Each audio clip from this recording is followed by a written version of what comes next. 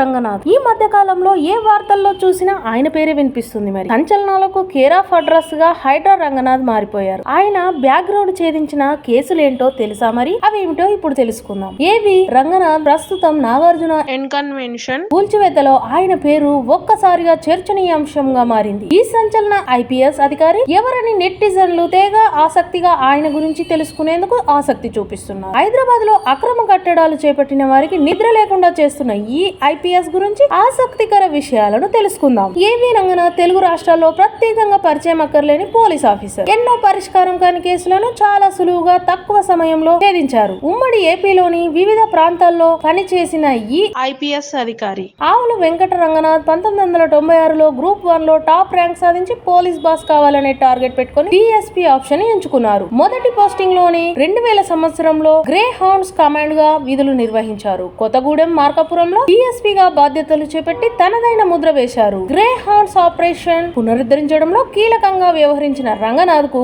రాష్ట్రపతి gallantry award తో సత్కరించారు. ఖమ్మం ఎస్పీగా పనిచేసి 2014 అక్కడి నుంచి నల్గొండకు బదిలీ అయిన ఆయన ఇప్పుడు హైడ్రా చీఫ్ గా తన మార్క్ చూపిస్తున్నారు. హైదరాబాద్ చెరువులో ప్రభుత్వ స్థలాలను ఆక్రమించి అక్రమ నిర్మాణాలు చేపట్టిన వారికి చుక్కలు చూపిస్తున్నారు. విజయవాడలో పనిచేస్తున్న టైంలో ఆయాషా హత్య కేసును ఛేదించి సంచలనం సృష్టించారు. ఖమ్మం ఎస్పీగా ఉన్నప్పుడు భూ కబ్జాలపై ఉక్కుపాదం మోపారు. ఆ తర్వాత ఖమ్మం నుంచి హైదరాబాద్ ట్రాఫిక్ జాయింట్ కమిషనర్ గా బాధ్యతలు స్వీకరించిన రంగనాథ్ హైదరాబాద్ లో అనేక మార్పులు తీసుకొచ్చారు. పలు ప్రాంతాల్లో సిగ్నల్స్ తీసేసి యూ టర్న్లు ఏర్పాటు చేయించారు. మలక్పేట రైల్వే బ్రిడ్జ్ కింద రోడ్డు విస్తరణ చేపట్టారు. వరంగల్ పోలీస్ కమిషనర్ రేట్ పరిధిలో అక్రమార్కులపై ఉక్కుపాదం మోపిన రంగనాథ్ కు పాలాభిషేకాలు చేశారు. నర్సంపేటలోను వైఎస్ షర్మిల గొడవ తర్వాత కమిషనర్ గా బాధ్యతలు స్వీకరించిన ఆయన నల్లగొండ 10వ తరగతి పేపర్ లీకేజీలో బండి సంజయ్ అరెస్ట్ తో సంచలనం క్రియేట్ చేశారు. గంజాయి స్మగ్లర్లకు కంటి మీద కునుకు లేకుండా చేసిన రంగనాథ్ ఏఓబీలోను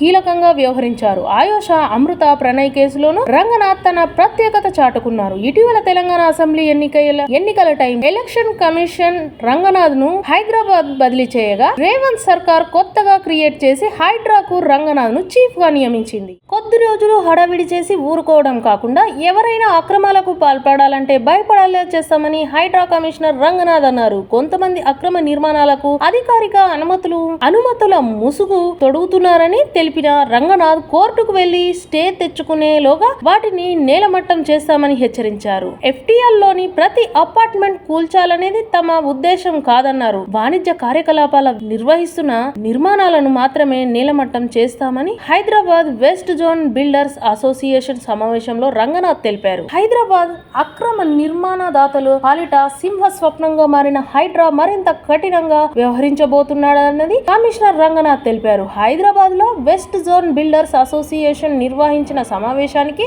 ముఖ్య అతిథిగా హాజరైన రంగనాథ్ భూముల ధరలు పెరిగినందు వల్లే ఆక్రమణలు జరుగుతున్నాయని వెల్లడించారు. నిజాయితీ కలిగిన బిల్డర్లను హైడ్రా ఇబ్బంది పెట్టదన్న కమిషనర్ ఎవరైనా అధికారులు బిల్డర్లను వేధిస్తే తమ దృష్టికి తీసుకురావాలన్నది సూచించారు. కొంతమంది పెద్ద బిల్డర్లు భవన నిర్మాణ వ్యర్థాలతో చెరువులను పూర్తి చేస్తున్నారని వాటిని క్రమంగా చదును చేసి ఆక్రమించుకుంటున్నారని రంగనాథ్ వెల్లడించారు. ఫలితంగా చెరువులు నాలాలు కుంచుకుపోయి వరద నీరు నగరాన్ని ముంచెత్తుతున్నట్లు వివరించారు. ఎఫ్టీఎల్ బఫర్ జోన్ అనే అంశాలు ఇప్పటివి కావని ఎప్పటి నుంచో ఉన్నాయని అన్నారు. ఎఫ్టీఎల్ పరిధిలో పట్టా భూములంటే వ్యవసాయం చేసుకోవాలే తప్ప నిర్మాణాలు చేపట్టకూడదని వ్యవహరించారు. పట్టా పేరుతో వాణిజ్య కార్యకలాపాలు కొనసాగిస్తే మాత్రం కూల్చివేతలు తప్పవంటూ ఇటీవల కన్వెన్షన్ ఘటనను ఉదాహరించారు. త్వరలోనే హైడ్రా పరిధి మరింత విస్తారం చేస్తామని చెప్పారు. ఎఫ్టీఎల్ బంఫర్ జోన్ల పైన ప్రజలు అవగాహన తెచ్చుకుంటున్నందున హైడ్రా కమిషనర్ వారి పరిధిలోని భూములను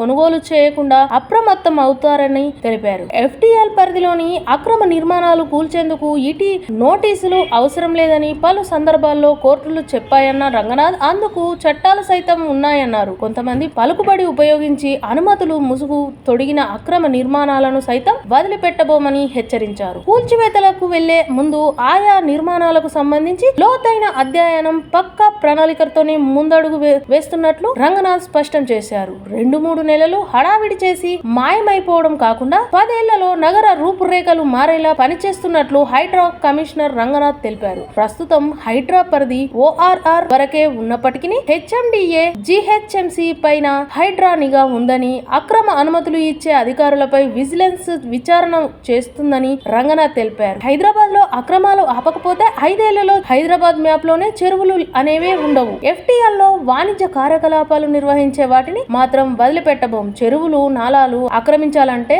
రంగనాథ్ హైడ్రా భయపడేలా చేస్తాం. రంగనాథ్ హైడ్రా కమిషనర్ హెచ్చరించారు.